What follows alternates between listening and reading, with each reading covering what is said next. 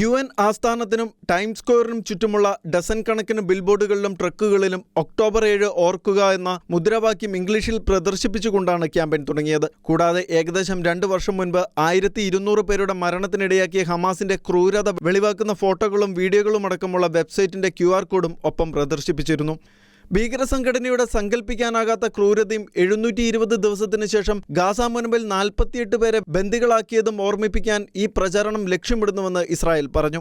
US president Donald Trump നെതന്യാഹുവിനോട് October 7 ഓർമ്മിക്കാൻ പറഞ്ഞതായി സെപ്റ്റംബർ 15 ജെറുസലേമിൽ US സ്റ്റേറ്റ് സെക്രട്ടറി മാർക്കോ റൂബിയോയുമായുള്ള സംയുക്ത പത്രസമ്മേളനത്തിൽ ഇസ്രായേൽ വക്താവ് പറഞ്ഞിരുന്നു.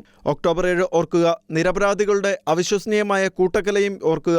നമ്മുടെ ബന്ദികളെ നമ്മൾ ഓർക്കണം. അവരെല്ലാവരെയും, ജീവിച്ചിരിക്കുന്നവരെയും മരിച്ചവരെയും വീട്ടിലേക്ക് കൊണ്ടുവരാൻ ഞങ്ങൾ പ്രതിജ്ഞാബദ്ധരാണ് എന്നും നെതന്യാഹു പറഞ്ഞു. കൊലപാതകികളെയും ബലാത്സംഗികളെയും കുട്ടികളെ കത്തിക്കുന്നവരെയും അപലപിക്കുന്നതിനു പകരം ഇസ്രായേൽ ദേശത്തിന്റെ ഹൃദയഭാഗത്ത് അവർക്കൊരു രാഷ്ട്രം നൽകാൻ ശ്രമിക്കുന്ന നേതാക്കളെ ഞാൻ അപലപിക്കും. അത് സംഭവിക്കുകയില്ല എന്നും നെതന്യാഹു കൂട്ടിച്ചേർത്തു. ജൂതരാഷ്ട്രത്തിന്റെ സമീപകാല വിജയങ്ങൾ സൃഷ്ടിച്ച അവസരങ്ങളെക്കുറിച്ചും യുദ്ധത്തിന്റെ ലക്ഷ്യങ്ങൾ പൂർത്തീകരിക്കേണ്ടതിന്റെ ആവശ്യകതയെക്കുറിച്ചും വാഷിംഗ്ടണിൽ ചർച്ച ചെയ്യുമെന്ന് നെതന്യാഹു പറഞ്ഞു. 48 ബന്ദികളുടെ തിരിച്ചുവരവ് ഉറപ്പാക്കുക, ഹമാസിനെ പരാജയപ്പെടുത്തുക, സമാധാന വലയം വികസിപ്പിക്കുക എന്നത് ഇസ്രായേലിന്റെ നിലനിൽപ്പിന്റെ കാര്യമാണെന്നും ഹമാസിന്റെ ഉന്മൂലനം മാത്രമാണ് യുദ്ധം അവസാനിപ്പിക്കാനുള്ള മാർഗമെന്നും നെതന്യാഹു വ്യക്തമാക്കി.